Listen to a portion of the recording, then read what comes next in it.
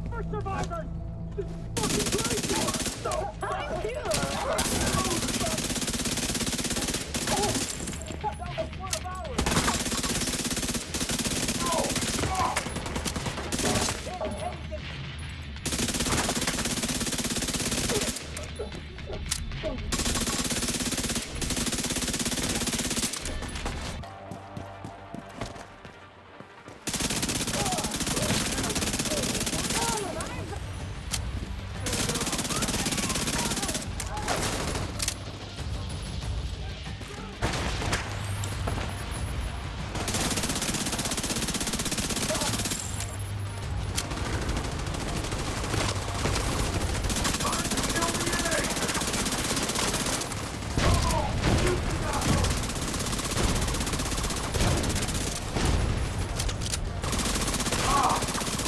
Hell! Think that hurt?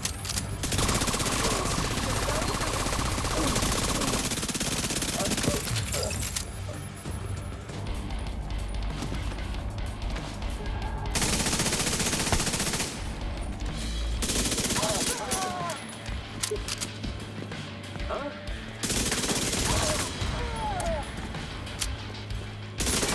There's no escaping! Manny.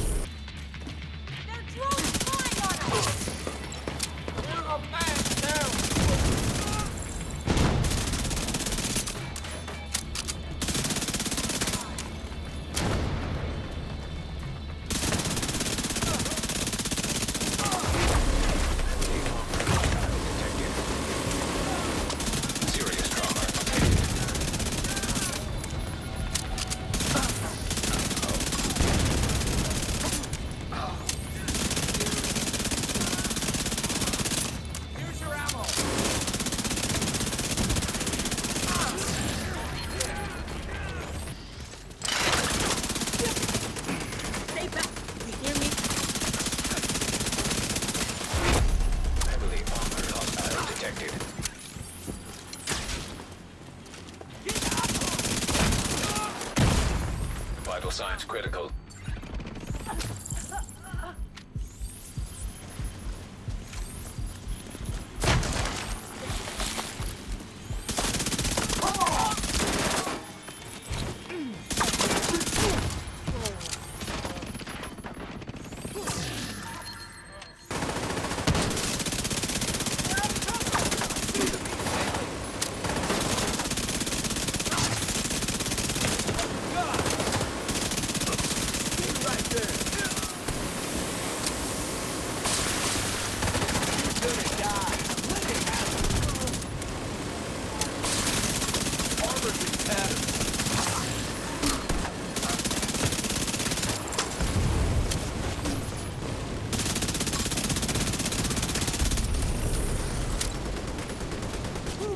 Rogue Stinger Hive detected.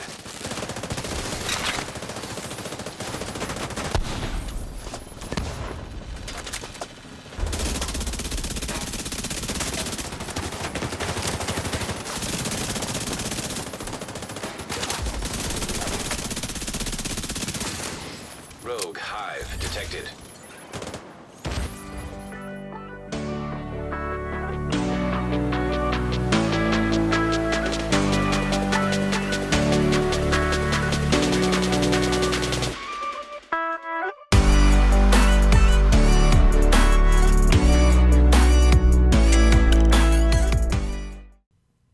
Hey everyone, Rogue Guild here, and today I've got something really exciting to show you guys. Now maybe you hear this all the time from other content creators, and that's fine, but I legitimately have not had this much fun with a build in a long time. As you could probably tell from the title and the opening footage, this is a long-range SMG setup, and I mean long range. We're talking about a 50-meter optimal range and almost 200% accuracy. It's actually nuts. And while this does in fact work well in a group, as the majority of builds always do, I labeled this as a solo build because that's exactly how I've been using it these past few weeks, clearing control points, missions, manhunt bounties. As long as you play to this build's strengths, you're going to be doing it all. And the fact that it's an SMG means that not only are you going to be able to engage enemies at these super long ranges, but it's going to excel at close range as well, as SMGs are known for. So you're super versatile. And a little bonus for my Division 1 vets out there, this build can also turn into a pretty nutty hipfire build. But don't worry, we're going to get into all of this and more, so without further ado, let's go. Alright, well this is probably going to be a rather lengthy explanation section, so let's just get right into it. The secret to getting this long-range SMG setup is the safety distance named MPX. If you don't know what this is, it comes with Perfect Outsider, which is after killing an enemy, gain 125% optimal range and 125% accuracy for 10 seconds. But that's not all. What you also are going to want to do to be able to get this much accuracy when you're downrange, you'll be able to beam a target like that, is you want to have weapon handling on your build as well as on the mods. At least that's how I've got it set up. If we go to the gun and we go down here, you'll see that my accuracy is right at about 70% base. That's without the outsider buff, so that when I get the buff, I'm at close to 200% accuracy, and then my range goes up by 125%, so if it's at 22, that puts us right at about 50 meters of optimal range. So I am using 3-piece striker. We'll get into the gear in just a minute. This is not mandatory, but it does give you 15% weapon handling, and so that's where I'm getting a large amount of it. And then I also have weapon handling on my backpack and chest piece, and then beyond that, I have all 3 accuracy mods. So I have that close to, a little bit over 30% accuracy on my gear, and then 30% more from these 3 mods, and I just have an extended mag. So that is the key. That's how you're getting this whole setup to work, and that is the only part of the build that I think is mandatory in order for you to achieve this same level of, accuracy downrange. The rest of the gear is really up to you. I'm running 3-piece striker because I really like how the 15% increased rate of fire, just handles and works, and just how it shoots. You don't have to run that though. I know a lot of people don't like to run that kind of stuff, and so if you don't, there are other alternatives. You can go full high end, you can do, a lot of options, but I just wanted to get that out of the way first. The only mandatory part is to get that weapon handling and that base accuracy so that when you get the outsider buff, you can really take advantage of that long range capability. But if we start over here, yes, the safety distance, I have a really good one rolled here. I think damage to target cover is a really good attribute to have there. If not, you're just going to want to have damage to armor or crit damage. Obviously, a lot of choices there, but damage to target cover is a very good one. And then, yeah, Perfect Outsider. I don't think this is a Dark Zone exclusive gun. You should be able to get anywhere it's targeted SMGs. If I'm wrong, please correct me in the comments, but I believe you can just go out and get this anywhere. And then for my secondary, you can really use whatever you want here. I definitely recommend you do an AR because there are, obviously, it's still, even with 200% accuracy, it's still an SMG. You're still going to have that bit of inconsistency when you're at those super long ranges. So with an AR, you can just kind of ensure that if you are at those super long ranges and you do need something with that extra bit of security and accuracy, you can do that. Now, obviously, this isn't the most accurate. This is an invisible hand AUG. The reason I'm using this actually is just because it's pretty fun to have Allegro on there, rate of fire rolled, and then have striker, so you're actually at 32% additional rate of fire from what the base AUG's RPM is. It just makes it really fun to use. It's not necessarily the most accurate. I was using the Eagle Bear in some of my other clips, and this is really good with that weapon handling and rate of fire buff to be able to take advantage of its accuracy. So yeah, I recommend an AR as your secondary, but you can really use whatever you want, whatever AR or other gun. Probably an automatic is good. You're not going to benefit as much from weapon handling on like rifles or snipers, but really up to you. That's just what I recommend. Before we move on to the gear though, let's talk about one other part to this build that I think is mandatory, and that is the gunner specialization. I think out of all the choices, I really don't see any other reason why you would want to run something other than this for this build. And that's because it just has a lot of benefits that are very relevant to what this build is trying to achieve. First off, you have the rate of fire increase on kill, obviously rate of fire gain from striker, you're shooting very fast. You get the weapon handling 10% bonus when you're not moving for 1 second, so if you're in cover, you're going to get 10% extra weapon handling, which just helps with that accuracy and everything else. You get the armor on kill, which obviously helps with healing since you're at a bit of low armor with this. You get a faster reload, you get a good med kit. The gunner is a really good specialization, and for the purposes of this build, I don't see any other alternative or even other choice that you would want to run. I would say gunner is definitely mandatory for this setup. But moving back down here to look at the gear, like I said, a lot of it is optional, except for that stuff that I said is kind of mandatory to get the accuracy setup. Really, you don't have to run 3-piece striker if you don't want to. You could run all high ends and just have extra rolls of weapon handling on your gear to achieve that 70% base accuracy stat. I really like the weapon handling and the rate of fire increases from striker. I tried it with all high ends, and I just really liked how that extra rate of fire works in combination with the extra optimal range and accuracy. But of course, try, some other stuff, experiment, see what you like. If you were going to run all high ends, I would recommend 3 Sokolov, maybe 2 Walker, 1 or 2 Walker, one Sombra, one Seska, and if you have an extra slot, Coyotes maybe. There's a lot of things you can go for to get that crit bonuses. If we look at the crit that I'm achieving now, it's still pretty good. I have 53.9 crit chance and 128.3 crit damage. It obviously could be higher if I was using high ends, but I am willing to sacrifice a bit of crit for that extra rate of fire from Striker because, like I said, it just makes it a whole lot more fun to use in my opinion. But if you did want to go down the route that I'm using this, let's see what I have on my gear. For my mask, I have weapon damage, crit chance, and a crit chance mod. For the chest piece, I have the one piece of Sokolov, and I have two of those on this setup for 10% SMG damage and 15% crit damage. I have weapon damage, crit damage, weapon handling, and crit chance, and then obliterate. For PvE, I think Obliterate is very good to use because you're just going to get that extra bit of damage. Although really, in PvP, what I was going to say is Unbreakable is probably the better option. You can really use either of those two. Those are the ones I'd recommend, are either Obliterate or Unbreakable, depending on if you want more damage or more survivability. One thing to note that if you are going to go for the 3-piece Striker bonus of weapon handling, then you just need weapon handling rolled on 2 pieces of your gear. So I have it here, and then I have it on my backpack as well, so just keep that in mind if you're going to set up the same way as me. Moving on to the holster, another piece of Striker, weapon damage, and crit damage. For my backpack, I have one piece of Walker and Harris. Now, you don't have to go for this. You could also go for something like Sombra or Seska for more crit. I just have it set up this way. Really, between those three, you're not going to notice much of a change in, damage output. They're all going to be pretty good. This is just what I have running because it is very well set up, and that's because it has weapon damage, weapon handling, crit damage, and a crit damage mod.